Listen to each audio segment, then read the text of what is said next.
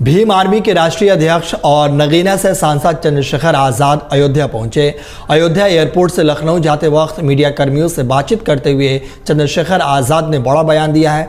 उन्होंने कहा कि अयोध्या वासियों ने चुनाव के दौरान बहुत बड़ा संदेश दिया है, धर्म राजनीति से दूर रहें, यह बहुत जरूरी है। अयोध्या वाले दिल्ली की चिंता कर रहे हैं, इसे ही डेमोक्रेसी कहते हैं।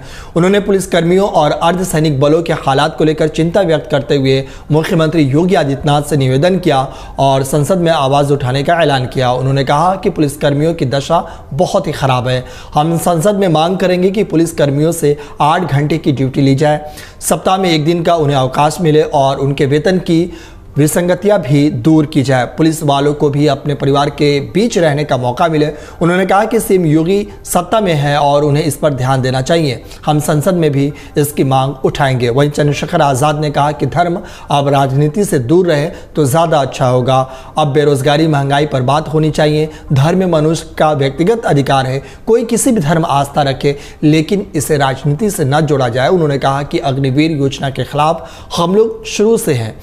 उन्होंने आगे कहा कि अग्निवीर योजना के जरिए सेना का मनोबल डाउन हुआ है, सब कुछ ठेकेदारी पर नहीं चलेगा। सरकार यदि इस पर गंभीर हो तो बहुत अच्छा होगा। बीजेपी पर तंज कसते हुए कहा कि उनकी हालत सब लोग जानते हैं, सरकार कैसे बन गई। 400 पार का नारा दिया था, 250 भी नहीं पहुंच पाए।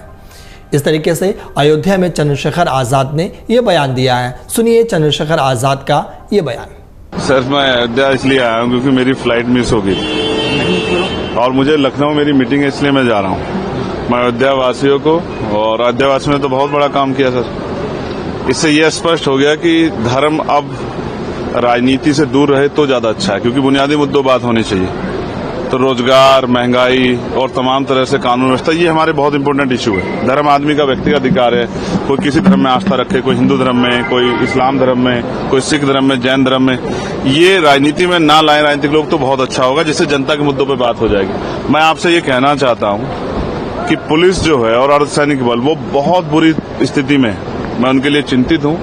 क्योंकि मैंने महसूस किया मेरी रैलियों में कि वो जब हम अच्छे कूलर में बैठते थे ना, तो वो गर्मी में खड़े रहते थे, खूब पसीना बहता था और उनको छुट्टी के लिए बहुत सारी परेशानियों का सामना करना पड़ता है। मेरी ये मांग है सरकार से और मैं पार्लियामेंट में इसको उठाने वाला हूँ कि उनको 8 घंटे की ड्यूटी की जाए पुलिस की, पूरे देश स्तर पर जहां जहां पुलिस वर्किंग कर रही है, और उनको जो है उनकी वेतन विसंगतियां दूर की जाए, बॉर्डर स्कीम से उनको छुटकारा दिया जाए और उनके बच्चों के बारे में सोचा जाए। बहुत परेशान है वो लोग। अगर हम नहीं सोचेंगे तो कौन सोचेगा? तो हमारी जिम्मेदारी है। मैं स्पेशली उत्तर प्रदेश के मुख्यमंत्री से कहूंगा, उन पर पावर है, वो करें। पुलिस की 8 घंटे की ड्यूटी करें, उनको सप्ताह में 1 दिन छुट्टी दें, उनकी वेतन विसंगतियां दूर करें और बॉर्डर स्कीम खत्म करके उनको उनके परिवार के बीच जाने दें। वो भी इंसान है। आप बताइए। अग्निवीर को लेकर के क्या निर्णय? नहीं, अग्निवीर के हम लोग अगेंस्ट है शुरू से ही भाई। अग्निवीर के जरिए एक तो देश की सेना का मनोबल डाउन हुआ है और आप समझिए ना, अग्निवीर में जो भर्ती हो रहा है उसको भी तकलीफ हो रही है, उसके परिवार को। 4 साल की नौकरी कहाँ करेगा? सब कुछ ठेकेदारी पे नहीं चलेगा ना, इसके लिए समझना पड़ेगा और सरकार इस पर गंभीर रहे तो बहुत अच्छा है।